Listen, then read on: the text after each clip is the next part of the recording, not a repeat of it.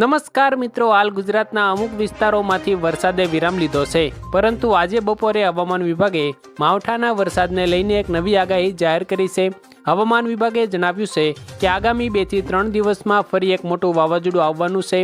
પશ્ચિમના દરિયા તરફથી એક મોટું વાવાઝોડું ટકરાશે, જેના કારણે ગુજરાતમાં પવન પણ વધારે ફૂંકાશે અને તેની સાથે અમુક વિસ્તારોમાં કરા સાથે વરસાદ પડી શકે છે। તો મિત્રો, આજે આપણે આ વિડીયોમાં હવે આગામી દિવસોમાં ગુજરાતના કયા વિસ્તારોમાં કેટલો વરસાદ પડશે, કેવો પવન ફૂંકાશે અને હવે ગુજરાતમાં ગરમી કેવી પડશે, ગુજરાતના કયા કયા જિલ્લાઓમાં આજે રેડ એલર્ટ મૂકવામાં આવ્યું છે અને મિત્રો ગુજરાતના દરિયા કિનારે અત્યારે કેવું વાતાવરણ છે, તે દરેક હવામાન સમાચારોની વાત આજના આ વિડીયોમાં આપણે કરીશું। પરંતુ મિત્રો, આ વિડીયો શરૂ કરીએ એ પહેલાં જો તમે હજુ અમારી આ હવામાન ખાતાની યુટ્યુબ ચેનલને સબસ્ક્રાઇબ નથી કરી તો જરૂરથી કરી દેજો, અને જો તમને અમારો આ વિડીયો પસંદ આવે તો વિડીયોને એક લાઈક તમારી જરૂરથી કરી દેજો।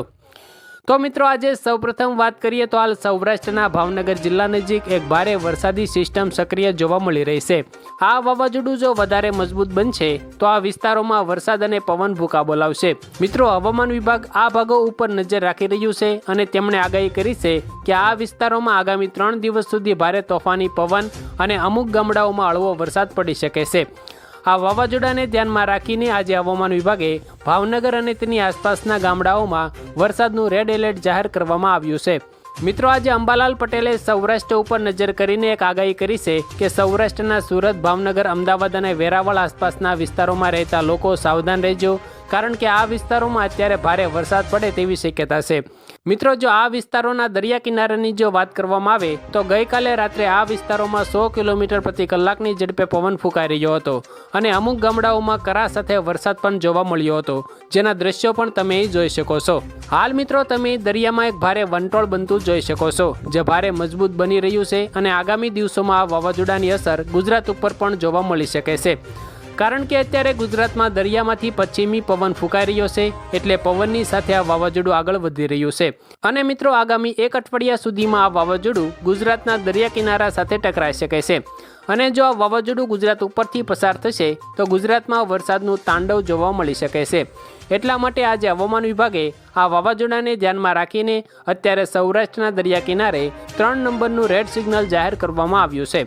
મિત્રો, આ વાવાઝોડાને કારણે દરિયા કિનારે લગભગ 4 થી 5 ફૂટ સુધીના ઊંચા મોજા ઉછળી શકે છે અને મિત્રો, ગામડાઓમાં દરિયાના પાણી પણ ઘૂસી શકે છે, તો લોકોએ સાવધાન રહેવું ખૂબ જરૂરી છે અને સરકાર જે નવા સૂચનો બહાર પાડે છે તે પણ જોતા રહેવું ખૂબ જરૂરી છે। જો તમે દરરોજના આવા તાજા નવા હવામાન સમાચારોથી માહિતગાર રહેવા માંગો છો તો અમારી આ હવામાન ખાતાની યુટ્યુબ ચેનલને એક વખત સબસ્ક્રાઇબ જરૂરથી કરી લેજો। મિત્રો, ત્યાર પછીના કેટલાક મહત્વની હવામાન આગાહી અંગે જો વાત કરવામાં આવે તો આજે હવામાન વિભાગે જણાવ્યું છે કે ભર ઉનાળે ચોમાસું 3 દિવસ માવઠાની આગાહી કરવામાં આવી છે।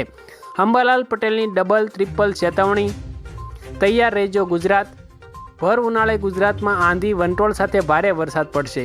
તો મિત્રો, આ આગાહી અંગેના કેટલાક મહત્વના સમાચારોની જો વાત કરવામાં આવે તો મિત્રો, ગુજરાતમાં કાળઝાળ ગરમી વચ્ચે હવે હવામાનમાં અચાનક ફેરફાર થવાની શક્યતા વ્યક્ત કરવામાં આવી રહી છે।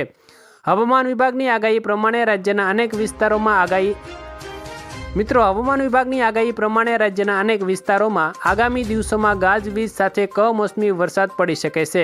આ પરિસ્થિતિને કારણે ખાસ કરીને ખેડૂતોમાં ચિંતા વધી રહી છે, કારણ કે ઊભા પાકને નુકસાન થવાની સંભાવના છે।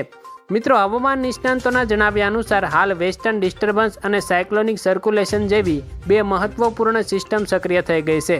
આ બંનેના પ્રભાવથી વાતાવરણમાં અસ્થિરતા વધી જશે અને કેટલાક વિસ્તારોમાં વીજળીના કડાકા સાથે તેજ પવન ફૂંકાઈ શકે છે। પવનની ગતિ આશરે 40 કિલોમીટર પ્રતિ કલાક સુધી પહોંચી શકે છે। 6 થી 12 એપ્રિલ વેસ્ટર્ન ડિસ્ટર્બન્સ સિસ્ટમ સક્રિય હોવાથી કમોસમી વરસાદ પડી શકે છે। મિત્રો, વાત કરીએ તો ઉત્તર ગુજરાતના વિસ્તારો જેમ કે બનાસકાંઠા, પાટણ, મહેસાણા અને સાબરકાંઠામાં ભારે વરસાદ પડશે। આ સાથે મિત્રો, કચ્છ, અરવલ્લી, મહીસાગર, પંચમહાલ, દાહોદ, વડોદરા, ભરૂચ અને નર્મદા સહિતના વિસ્તારોમાં પણ વરસાદની આગાહી કરવામાં આવી છે। સૌરાષ્ટ્ર અને કચ્છમાં હળવાથી મધ્યમ વરસાદ પડી શકે છે। કેટલાક વિસ્તારોમાં યલો એલર્ટ જાહેર કરવામાં આવ્યું છે, જેથી લોકોને સાવચેત રહેવાની સલાહ પણ આપવામાં આવી છે।